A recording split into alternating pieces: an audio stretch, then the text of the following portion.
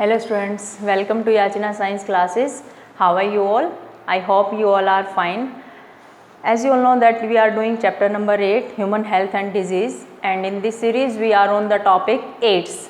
Today we will discuss the topic AIDS. As you all are aware about AIDS के बारे में तुमने तो थोड़ा बहुत कुछ पढ़ा है, उसको डिटेल में हम आज पढ़ने वाले हैं. That AIDS is there. So what is the full form of AIDS? It is acquired immunodeficiency syndrome. Acquired immunodeficiency syndrome. It is the full form of AIDS. Acquired word meaning after birth, or you can say that during lifetime.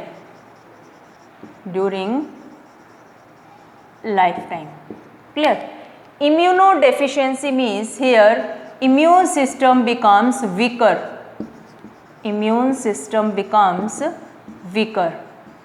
Syndrome is group of symptoms.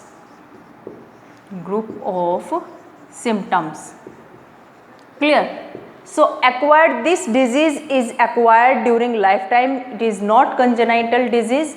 Second thing, it is immune system become weaker. Immunodeficiency इसलिए इसको बोला जाता है. Syndrome is group of symptom. A lot of symptoms are there in AIDS disease. That's why it is named as a syndrome.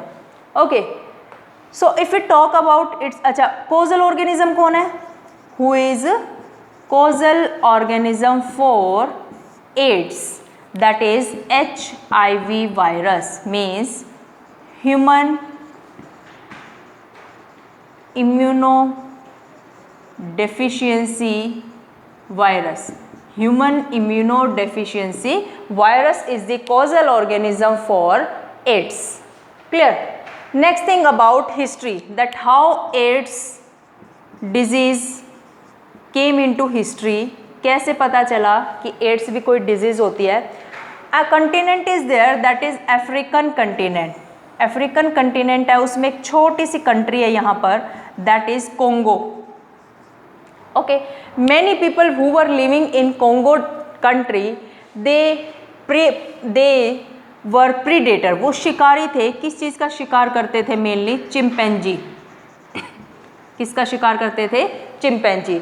And somehow what happen, they were predating on chimpanzee. And from chimpanzee when they were killing chimpanzee, तो किसी एक chimpanzee ने human को काट लिया. And from chimpanzee this HIV virus came into human. तो इस chimpanzee virus से जो है HIV, चिंपैंजी से HIV वायरस ह्यूमन के अंदर आ गया, तो ये डिजीज़ होने लगी. अच्छा, स्टार्टिंग में क्या हुआ? पहले तो इसके बारे में किसी को कुछ पता नहीं था. ये सब हो रहा था 1920s के around. Okay. Up to 1981 nobody was aware about AIDS. किसी को एड्स के बारे में नहीं पता था. But first case was reported in 1981 in America. अभी अमेरिका तक फैलने लग गया. अमेरिका में फर्स्ट केस रिपोर्ट किया गया 1981 में एड्स का. बट उस टाइम पे भी नहीं पता था कि ये एड्स डिजीज़ है. What was there that जो होमोसेक्सुअल पॉपुलेशन थी ना अमेरिका में, जो होमोसेक्सुअल पॉपुलेशन थी, उनके अंदर कुछ इस तरह की डिजीज़ होने लगी जो डिजीज़ आमतौर पर नहीं होती थी. Like rare cancers, rare type of cancers were there, जो ह्यूमन में नॉर्मली होते नहीं थे. एक डिजीज़ थी न्यूमोसाइटिक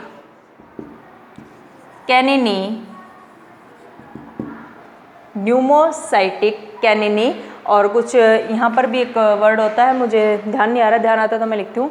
न्यूमोसाइटिक कैनिनी टाइप की एक डिजीज़ थी जो आम तौर पर ह्यूमन में नहीं होती थी, और वहाँ पर वो जो होमोसेक्सुअल पॉपुलेशन थी अमेरिका में, उनके अंदर ये डिजीज़ मिली. ठीक है. तो इससे ये हुआ, ये तो पता नहीं था कि ये एड्स है, बट ऐसा क्यों हुआ, इस चीज़ का ये पता लगाया गया कि उनका इम्यून सिस्टम बहुत वीक होता जा रहा था, उनकी इम्यूनिटी डेफिशिएंट होती जा रही थी. होमोसेक्सुअल जो पॉपुलेशन थी, इसलिए उनमें ये डिजीज़ हो रही थी. अच्छा, ये न्यूमोसाइटिक कैनिनी न्यूमोनिया है. क्या नाम है इसका? pneumonia. But after some time, what was found near about in 1983, other than homosexual population, heterosexual जो population थी एंड फीमेल्स जो थी उनको भी ये डिजीज होने लगी। ठीक है, तो जब ये होमोसेक्सुअल पॉपुलेशन में डिजीज हो रही थी तो इसको नाम दिया गया था GRID,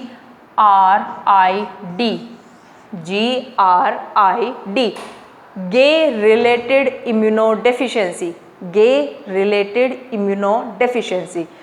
After 1983, during 1983, heterosexual population and females were also infected by this disease, and then now name was given AIDS. Is it clear?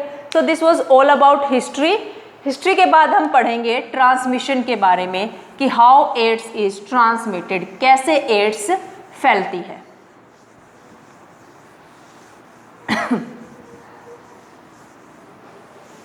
C transmission of AIDS.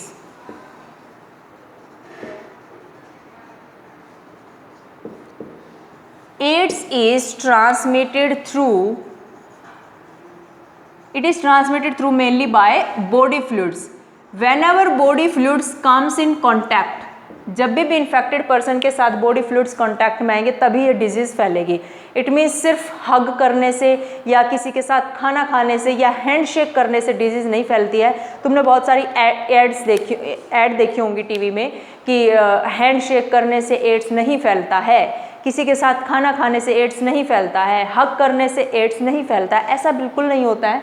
So it transmitted through body fluids, and body fluids में भी specifically sexual contact से, not bye saliva. Means अगर तुम किसी infected person के साथ खाना खा रहे हो तो उसके हो सकता है सलाइवा भी लग गया है उसकी फूड में, तो उस सलाइवा से एड्स नहीं फैलता है। उसके लिए सलाइवा की कंसंट्रेशन बहुत ज़्यादा होनी चाहिए, लाइक 3-4 कप अगर सलाइवा कॉन्टैक्ट में आते हैं तो डिजीज़ फैलने के चांस होते हैं, अदरवाइज नहीं होते हैं। तो through sexual contact, through sexual contact this disease is transmitted. However, if person is using condoms, then there are 99.9% chances that this disease will not be transmitted, because it will cover the penis and then fluid will not come in contact with the partner. High risk पे कौन person है? Those who are having multiple sexual partner, having multiple sexual partner, because if multiple partner are there, then don't know किसे ads हो रखा है, उनमें भी किसी एक को एड्स होगा तभी तो फैलेगा ना, उस किसी इन्फेक्टेड पर्सन से ही तो दूसरे में जाएगा। Okay, second thing, it is transmitted through infected needles और razors। हाई रिस्क पे कौन है यहाँ? Drug addicts. मीन्स अगर किसी पर्सन को एड्स है और उसने वो निडल यूज़ की है फॉर यू नो दैट, जो ड्रग एडिक्ट होते हैं जिनको ड्रग लेने की बहुत ज़बरदस्त वाली हैबिट होती है, तो वो उनको ये केयर नहीं होती है निडल यूज़ हो रखी है या न्यू है या क्या है, they just use that syringe and they inject in their body drug. तो वो ड्रग इंजेक्ट कर लेते हैं, मे बी वो निडल इन्फेक्टेड है, किसी एड्स वाले पर्सन ने उसको यूज़ किया है, तो डेफिनेटली उसका ब्लड कॉन्टैक्ट, उससे ब्लड लग गया है तो डेफिनेटली उसको एड्स होने वाला है, एड्स ट्रांसमिट हो रही। Same here for razor. Suppose कोई पर्सन शेविंग के लिए जाता है और रेज़र, वही रेज़र उस शॉप वाले ने किसी एड्स पर्सन के लिए यूज़ किया, एड्स जो उसको डिजीज़ थी, किसी पर्सन को इन्फेक्टेड पर्सन था, और वही रेज़र उसने हेल्दी पर्सन के लिए यूज़ किया, then definitely it will be transmitted. Third is through blood और ब्लड प्रोडक्ट्स। सपोज किसी को ब्लड की ज़रूरत है और वो ब्लड लेने के लिए गया, ब्लड बैंक से उसने ब्लड लिया है, और सपोज वहाँ पर किसी इन्फेक्टेड पर्सन ने ब्लड डोनेट कर रखा, वो इन्फेक्टेड पर्सन का ब्लड है, तो definitely AIDS will be occur in that person who is taking that blood. Like thalassemia जैसे डिजीज़ के अंदर बहुत ज़रूरत होती है ब्लड जो है बार बार बॉडी में ब्लड लेने की ज़रूरत होती है, या फिर डेंगू के केस में प्लेटलेट्स कंप्लीट करने के लिए ब्लड की ज़रूरत पड़ती है। तो उस केस में अगर इन्फेक्टेड पर्सन का ब्लड हो जाए ट्रांसफ़र हेल्दी पर्सन में, तो डेफिनेटली एड्स डिजीज़ होने वाली है। It can be transmitted through infected mother, transmitted through infected mother to fetus। अगर मदर को एड्स है तो फिटस को भी एड्स होने वाला है। This is the case. समझ आ गया transmission of AIDS. So transmission में यही करना है हमें, किस किस तरीके से जो है एड्स डिजीज ट्रांसमिट हो सकती है। Now we will do structure of the virus, that is HIV virus. हमने हिस्ट्री कर ली, ट्रांसमिशन कर लिया, I can rough it. Now we will do the structure of HIV virus. What happen, HIV virus is a member of family retroviruses. जो HIV virus है वो retrovirus family का member है। Like corona virus is there ना, it is also member of retrovirus family. Retrovirus family क्या है? Retro का meaning होता है बैक और ओल्ड। रिट्रोवायरस वो होता है which have RNA as genetic material, which have RNA as genetic material and enzyme RNA transcriptase, RNA transcriptase. Retrovirus वो होते हैं जिनके पास जेनेटिक मटेरियल RNA हो और एक एंजाइम RNA ट्रांसक्रिप्टेज हो, और वो इस RNA को बैक करके DNA बना सकते हो। वो कौन होते हैं? रिट्रोवायरस। इसी फैमिली का मेंबर है HIV virus. So what about its structure? इसके पास सिंगल स्ट्रैंडेड RNA होता है और यहाँ पर ये इसका एंजाइम है reverse transcriptase.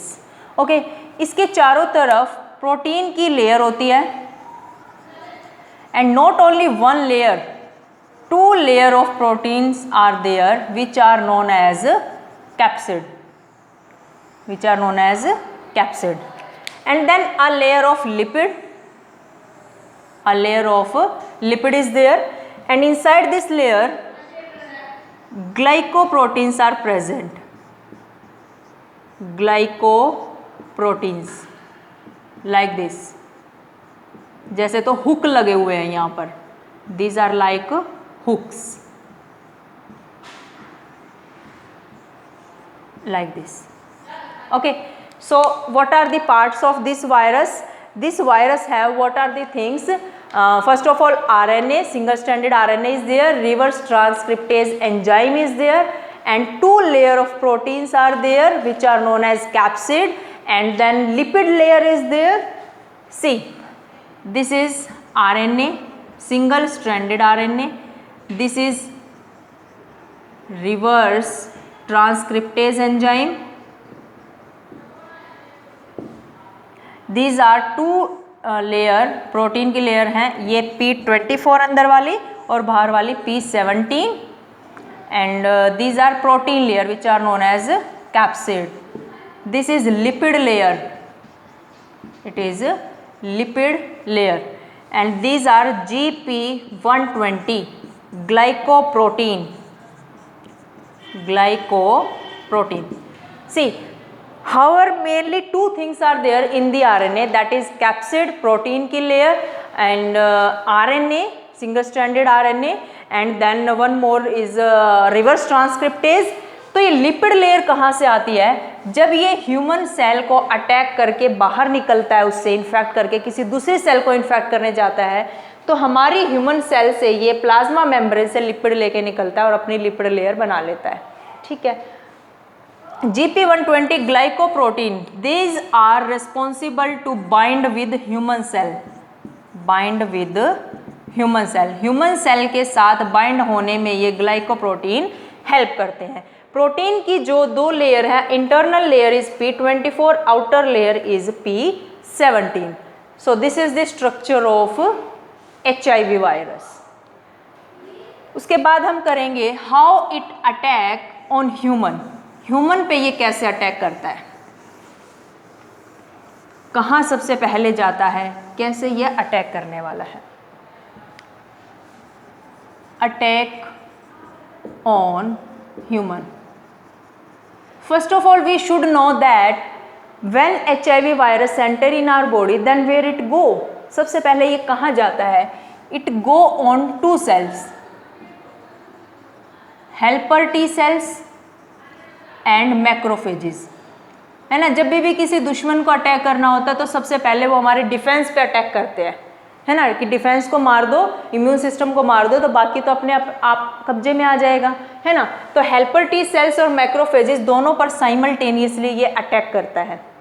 Helper T cell को तो किल कर देता है, लेकिन मैक्रोफेजेस बहुत स्ट्रॉन्ग सेल होती हैं तो वो इनको किल नहीं कर पाता है। ये इसके अंदर बहुत सारे इकट्ठे होते रहते हैं HIV वायरस एंड ये HIV फैक्ट्री बन जाती है। See when it enter in helper T cell they are killed, but when it enter in macrophages they are not killed because they are very strong and they become HIV factory. It is very important question for your NEET exam, who are known as HIV factory in human body, that is macrophages. So what happen, see suppose this is human cell, ये human cell है और यहाँ पर HIV virus है, it is having single stranded RNA and reverse transcriptase. पूरा का पूरा virus तो एंटर करता नहीं है, only this RNA enter in the human cell, ये अटैक किया और यहाँ पर single stranded RNA comes in human cell, then this single stranded RNA is converted by the help of this reverse transcriptase enzyme into cDNA। किस में convert हो जाता है ये, cDNA में, ठीक है। और यहाँ पर इस सेल का जो है न्यूक्लियस है और न्यूक्लियस के अंदर इस सेल का DNA है। हम DNA को दूसरे कलर से बनाते हैं, this is the DNA of human cell and this is the DNA which is formed from RNA of virus. Now this DNA comes and get connected with the DNA of human cell, उसके अंदर combine हो जाता है। ऐसा क्यों करता है वो, कि when the replication of our human DNA will take place, it will also get replicated and a lot of copies are formed, DNA की भी कॉपी बनेगी और एंजाइम भी बनेगा, कैप्सिड लेयर भी बनेगी and finally many virus particles are ready for new attack, then they come out of human cell and go in another human cell. So this is the attack on human, how HIV attack on human cell. तो इससे क्या होता है, ये बहुत सारी helper T sales को किल कर देगा, मैक्रोफेजेस को वीक बना देगा, इम्यून सिस्टम पूरा का पूरा वीक हो जाता है। तो माइनर से माइनर अगर इन्फेक्शन भी है उस पर्सन को तो क्या हो जाता है, वो माइनर से माइनर इन्फेक्शन भी उसके अंदर हो जाता है और वो पर्सन बीमार पड़ने लग जाता है, उससे किल हो जाता है। कि कॉमन कोल्ड भी हुआ है ना उसको, तो उसको भी वो सहन नहीं कर पाता है बिकॉज इम्यून सिस्टम को इतना वीक बना दिया HIV वायरस ने कि वो माइनर से माइनर इन्फेक्शन को भी टॉलरेट नहीं कर पाता है। I hope it is clear. Next is, 2 things are there, one is HIV infection and second one is AIDS. सुनने में बहुत अजीब लग रहा है कि दोनों एक ही तो बात है, but there is difference. One is HIV infection and second one is AIDS. What is the difference between it? When HIV virus enter in human body, it make immune system weak. ये immune system को क्या कर देता है, week कर देता है, immunity decrease हो जाती है, इम्यूनिटी डिक्रीज हो जाती है। ये क्या है, HIV इन्फेक्शन है। ये सारा क्या है, HIV इन्फेक्शन। जब इम्यूनिटी बहुत ज़्यादा वीक हो जाती है, व्हेन इम्यूनिटी डिक्रीजेज मच, तो क्या हो जाता है, एड्स। ठीक है, और ये सब होने में, इस जब HIV एंटर करता है और इम्यूनिटी डिक्रीज होती है, सब होने में टाइम लगता है 5 to 10 ईयर्स, 5 से 10 साल लगते हैं या एड्स होने में। अगर कोई पर्सन मेडिसिन ले रहा है, उसे पता चल गया है कि उसके साथ ऐसा कुछ हो रहा है, if that person is taking medicine then this time period increase 20 to 25 years लगते हैं HIV एंटर करने के बाद एड्स से मरने में। मीन्स कहने का मतलब ये है कि पहले 5 से 10 साल लगते हैं उसको एड्स होने में। अगर वो मेडिसिन नहीं ले रहा है, HIV एंटर कर गया, उसे पता चल गया कि उसको HIV इन्फेक्शन हो गया है और वो मेडिसिन लेना शुरू कर देता है, तो ये टाइम पीरियड बढ़ जाता है। 20 से 25 ईयर्स लगते हैं उसको एड्स होने में, बट ये पक्का है कि एड्स तो होगा ही और डेथ तो होगी ही, बस टाइम पीरियड वो इंक्रीज हो जाता है। So this is HIV infection, but when immunity very decreases, very weakening, then AIDS becomes. Clear? Next thing is test. How AIDS is tested? कैसे पता चलता है किसी पर्टिकुलर पर्सन को एड्स हो गया है? See, test. Name of that test is ELISA. Its full form is enzyme linked immunosorbent assay. This full form is very important, can be asked in exam. Enzyme linked immunosorbent assay is the test which is done, but it is not a confirmatory test. Not confirmatory test. ये कोई confirmation नहीं देता है कि उसको ads है, तो फिर confirmatory test कौन है? But if it becomes positive, अगर ये टेस्ट पॉजिटिव आता है, then confirmatory test is done. Then confirmatory test is done, and this confirmatory test is Western blotting. Western blotting. Remember this thing. ELISA is not confirmatory test, but if it becomes positive, किसी person की report positive आती है, then the person should go for confirmatory test, and that confirmatory test is Western blotting. Clear? So this is the test. Next thing is treatment. How AIDS is treated. However, you all know that there is no treatment for AIDS. कोई treatment नहीं है, finally person की death तो होनी ही है, but हम उसको थोड़ा कम कर सकते हैं, life को बढ़ा सकते हैं. Means how treatment is done? Only treatment is to slow spread of infection or virus. Virus को इन्फेक्शन को ज़्यादा फैलने से हम बस रोक सकते हैं, इससे ज़्यादा कुछ नहीं कर सकते. तो ऐसा क्या कैसे करेंगे हम कि वो वायरस का नंबर ना बढ़े, इन्फेक्शन ज़्यादा ना बढ़े? वो कैसे करते हैं? अच्छा, सबको पता है कि जब HIV अटैक करता है तो RNA को वो हमारी बॉडी में डालता है और उस RNA से वो DNA बनाता है एंड ऑल ये सारे काम करता है. ठीक है, तो उसको RNA बनाने के लिए न्यूक्लियोटाइड चाहिए. हम ऐसी मेडिसिन यूज़ करते हैं जिससे फॉल्टी न्यूक्लियोटाइड हमारी बॉडी में डल जाए और वो फॉल्टी न्यूक्लियोटाइड लेके RNA से DNA बनाने वाला है. तो जब फॉल्टी न्यूक्लियोटाइड से बनेगा तो उसका वो वाला RNA तो बन ही नहीं पाएगा जो बनना चाहिए था उसका जेनेटिक मटेरियल. तो डेफिनेटली वायरस का नंबर क्या हो जाएगा? कम हो जाएगा. So what we have to do? To use medicines having faulty nucleotides. Faulty nucleotides होंगे, फॉल्टी RNA बनेगा एंड फॉल्टी वायरस पार्टिकल्स बनेंगे. कौन कौन सी ड्रग्स हैं? कौन कौन सी का मीनिंग ये कि जो ड्रग कभी 1990s में बनी थी वो अभी तक वही ड्रग है, कोई एडवांसमेंट इसमें नहीं हुई है. That is azidothymidine also known as AZT. और एक और ड्रग है ज़िरोविडीन. A little bit doubt is there in this name. I hope it is there. You just check one time in your NCERT book. Okay, azithromycin और ज़िरोविडीन ये drugs हैं which are taken by AIDS patient. Clear? Next and last thing about this topic is prevention. How AIDS can be prevented? Okay, because it is said that na prevention is better than cure. So what type of prevention are needed? NGOs are there, NACO is there. What are these?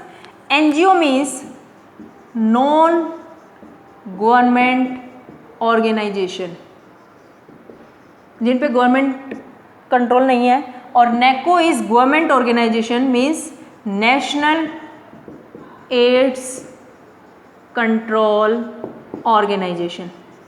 ये दो तरह की संस्थाएं बनी हुई हैं, organisation बने हुए हैं, which are educating people, helping people to prevent them from AIDS. तो क्या क्या काम करते हैं, क्या काम करते हैं? दे एजुकेट पीपल, लोगों को समझाते हैं, सिखाते हैं, बताते हैं एड्स के बारे में।